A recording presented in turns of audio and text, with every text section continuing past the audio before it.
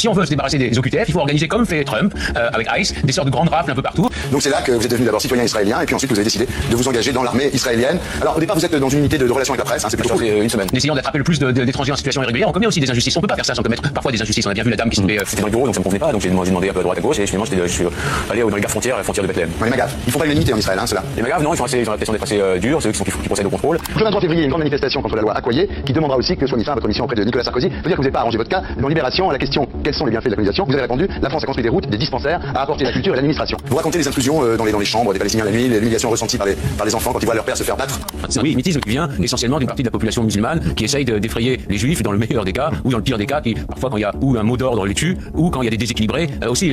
C'est-à-dire par exemple quand on devait contrôler par exemple des bus. On rentre dans les bus et on voit des femmes avec leurs enfants, il faut regarder les papiers d'identité. Ça c'est horrible comme chose à faire. Enfin, c'est pas pour moi, c'est vraiment pas agréable. Ou alors il y a des ambulances qui passent, on arrive dans l'ambulance, on rentre, il y a une dame qui est allongée, il y a son mari à côté et il faut regarder en dessous. Non mais c'est à prendre en compte dans l'analyse. Donc il y a une spontanéité antisémite qui se manifeste quand il y a le conflit entre Palestiniens et Israéliens. C'est pas pour l'ensemble des Français qui n'ont pas une bonne opinion de la République islamiste d'Iran qui est l'ennemi de l'Occident. Vous pensez qu'on a une bonne opinion de Netanyahou? Non mais vous rêvez, vous êtes sur notre planète. Et d'ailleurs, le fait qu'on massacre des juifs entraîne que les juifs dans le monde occidental doivent se dissimuler, enlever leur kippa, parce qu'il y a une minorité musulmane qui est agissante. Mais criez, pourquoi vous parlez pas normalement? Si vous parlez normalement,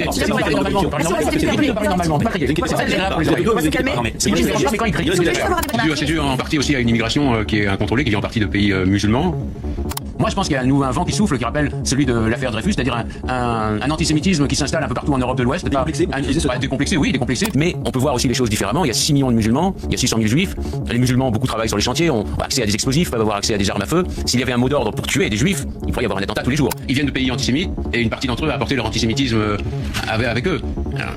On voit bien que le gouvernement israélien ne cible pas les civils, ne cible pas les civils non plus. À Gaza, il mène la guerre. On peut critiquer la guerre qu'il mène, mais il ne cible pas spécifiquement les civils. À Gaza, si les otages sont rendus et si le Hamas se rend ou s'enfuit, la guerre s'arrête. Ça me semble évident que l'antisionisme est une nouvelle forme d'antisémitisme aujourd'hui. Et c'est la volonté de l'extrême gauche de nazifier Israël et de nazifier les Israéliens. C'est une politique de l'extrême gauche depuis bien longtemps. Si le Hamas rendait les armes et si les otages étaient libérés, la guerre cesserait. La jeune blonde, qui a parlé, elle est peut-être sincère, mais elle est cruche. Elle voit très bien qu'il n'y a pas un génocide. Elle n'a pas d'esprit critique. Elle sait très bien comment s'est passé le génocide. Il n'y a pas d'Einsatzgruppen à Gaza. Qu'un parti comme le Rassemblement national qui était issu de l'extrême droite aujourd'hui se fait protecteur des juifs et comprend les difficultés d'Israël à vivre dans un univers hostile. Il a changé. C'est donc que les électeurs aussi ont changé et comprennent que les juifs sont un apport positif dans la société française. L'antisémitisme mute et aujourd'hui il est à l'extrême gauche et chez les islamistes. Donc c'est une volonté d'étirer l'extrême gauche et ils le font depuis évidemment bien longtemps et ils continuent de le faire pour des raisons qui sont politiques et c'est totalement injuste. Mais il faut répondre précisément et ne pas se laisser aller à des simples insultes, mais il faut répondre de manière historique et précise.